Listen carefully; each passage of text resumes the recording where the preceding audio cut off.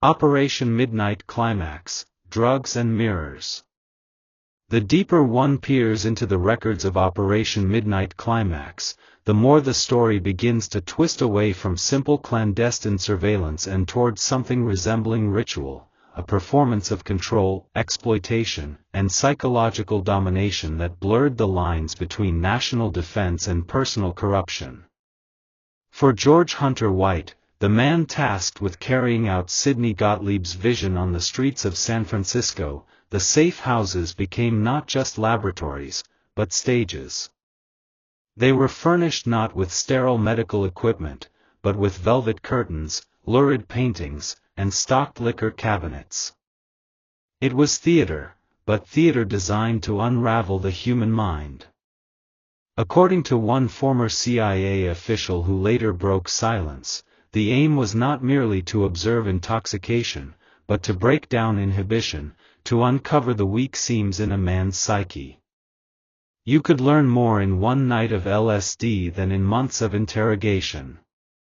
The prostitutes recruited by White were not mere accomplices, they became unwitting co-researchers in the project. They were taught techniques of psychological manipulation, how to coax information, how to exploit fear, how to suggest actions at the moment when the drug had dissolved a subject's resistance.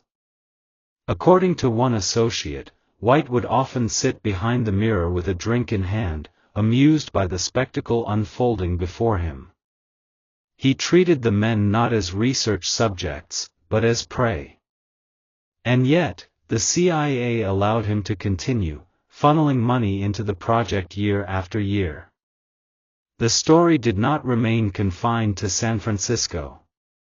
In the late 1950s, the agency established additional safe houses in Marin County, across the Golden Gate Bridge.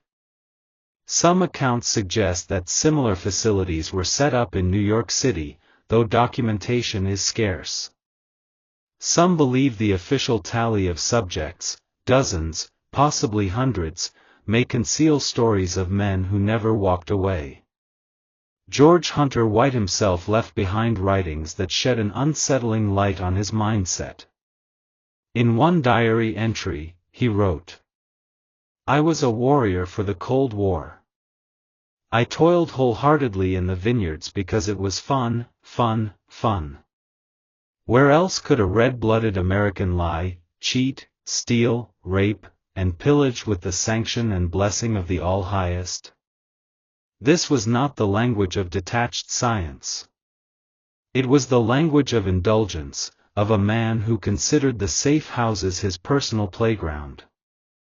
The language of the reports is clinical, almost sterile. Phrases like, subject experienced dissociation, subject demonstrated suggestibility, subject confessed to, litter the surviving fragments. But between the lines one senses something else, fascination, even delight, in the ability to manipulate a man's identity. And there are hints, only hints, that not all of the experiments ended with a man stumbling back into the street. One declassified memorandum mentions loss of contact with subject following an intense session. Another cryptic note alludes to a terminal incident, though no further details survive. Given that the CIA destroyed the majority of MKUltra's records in 1973, one cannot help but wonder how many such incidents were erased. Some of the documents that escaped destruction speak of conditioning protocols. The prostitute would slip LSD into a drink, let the chemical do its work, then lead the man into conversations about secrets, crimes, or betrayals. Sometimes the man would talk freely, not even realizing what he revealed.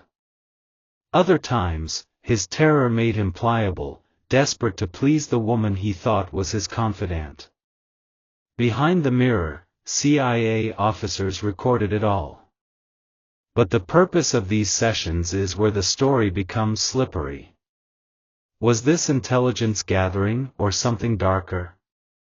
At these sites, the experiments expanded. Different drugs were introduced, amphetamines, barbiturates, combinations designed to push the human body into extremes of mania or collapse.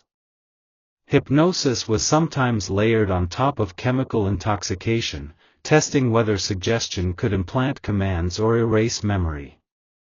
The safe houses were becoming laboratories of behavioral engineering. One fragment describes a session in which a subject, heavily dosed with LSD, was told by the prostitute that he was being pursued by police. The man panicked, confessing to petty crimes he had committed years earlier, begging her for protection. In his terror, he agreed to anything she suggested. From behind the glass, the observers wrote only, "Subject demonstrates compliance under stress." Confessional patterns align with prior hypothesis. No mention of the man's fate, his mental state the next morning, or his life afterward. The pattern raises an unsettling possibility, that the CIA was not merely seeking defensive knowledge, but actively practicing techniques of blackmail and coercion. Consider the circumstances. A man lured to a brothel. Drugged without his knowledge. Recorded while confessing to crimes, fears, or indiscretions. The material captured on tape could destroy reputations, careers, even marriages. The drug was unreliable, but the agency did not stop. In fact, the CIA's obsession with LSD had an unintended consequence. By seeding the drug into universities and psychiatric circles, they inadvertently helped ignite the counterculture revolution of the 1960s. Figures like Ken Kesey and Timothy Leary first encountered LSD through government-funded studies, later popularizing it as a tool of liberation rather than control. Thus, in a grim irony, the CIA's quest to weaponize LSD contributed to the very social upheavals the government feared most. But inside the safe houses of Midnight Climax, the tone remained sinister. One testimony, later uncovered by journalist John Marks in his book The Search for the Manchurian Candidate, describes a man who believed he had been possessed during his night in the San Francisco brothel. He claimed to hear voices commanding him to act violently, though he resisted. Afterward, he was haunted by dreams of shadowy figures watching him. The official record of this session is missing. Only his testimony survives. And then there are the deaths. But Midnight Climax remained unique. It represented the collision of science, sex, and surveillance, a potent mix that revealed the agency's willingness to exploit the most intimate corners of human behavior. By the early 1960s, the program was running at full tilt. Budgets flowed freely. Safe houses were maintained for years, staffed by prostitutes on the agency payroll, overseen by George White with little oversight. Yet cracks were forming. LSD itself was proving less controllable than the CIA had hoped. Rather than a predictable tool of truth serum, it was chaotic, producing wildly different effects from person to person. Some subjects became talkative, others paranoid. Some collapsed in terror, others experienced bliss. According to unofficial sources, some of this information was indeed used later, not in the Cold War struggle against communists, but in domestic operations, to control or silence certain individuals. This allegation has never been proven, but the pieces fit uncomfortably well. Meanwhile, at Langley headquarters, Sidney Gottlieb continued to expand MKUltra's reach. Midnight Climax was just one of 149 subprojects, each exploring a different angle of mind control. Some involved universities, where unwitting students were dosed with LSD. Others took place in prisons or psychiatric hospitals, where vulnerable populations were easy prey. Rumors persist that at least a handful of subjects from Midnight Climax never returned to normal life, some institutionalized, others vanished from records entirely. But with files destroyed, only whispers remain. By 1963, questions about the program were beginning to stir within the government. John McCone, then Director of Central Intelligence, reportedly expressed unease about the agency's reliance on unorthodox methods. Some within Congress murmured about oversight, though no real investigation materialized at the time. But not everything was lost. A cache of financial records, overlooked in the purge, surfaced years later. These fragments revealed the budgets of Midnight Climax safe houses, the payments to prostitutes, the expenditures for liquor and surveillance equipment. The outlines of the story began to emerge.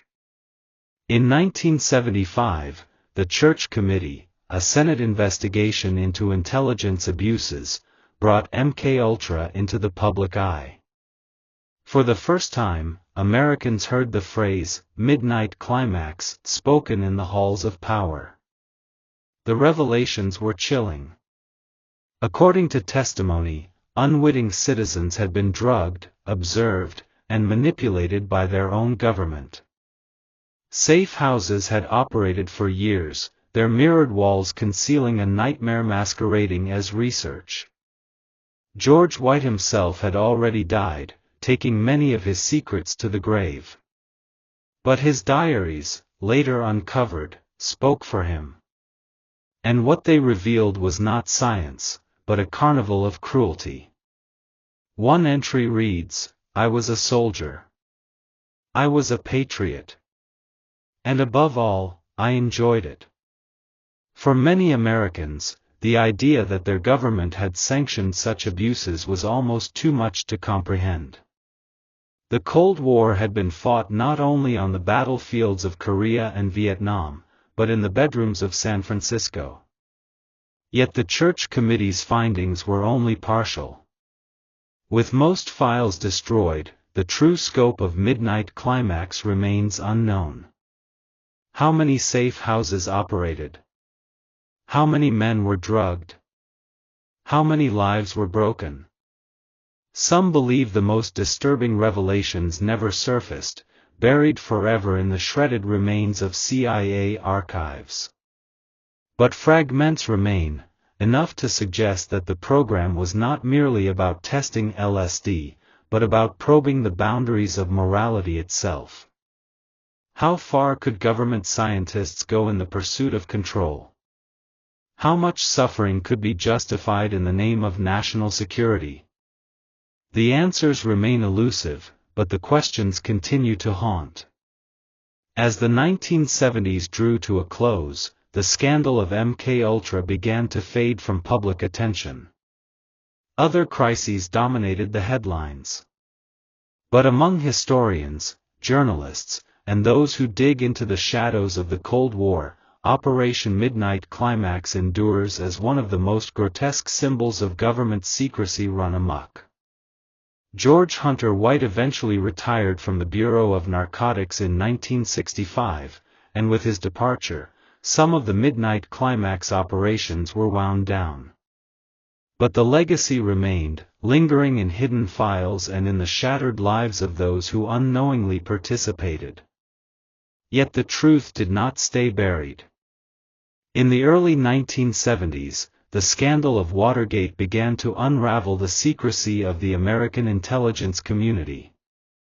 Journalists and congressional committees turned their eyes toward the CIA's darkest corners. In 1973, in a fateful move, Director Richard Helms ordered the destruction of the bulk of MKUltra's files. Tens of thousands of documents were shredded, burned, erased, erasing, too, the evidence of what truly happened. The most famous case tied to MKUltra is that of Dr. Frank Olson, a government scientist who in 1953 was dosed with LSD without his knowledge. Days later, he plunged to his death from a New York hotel window.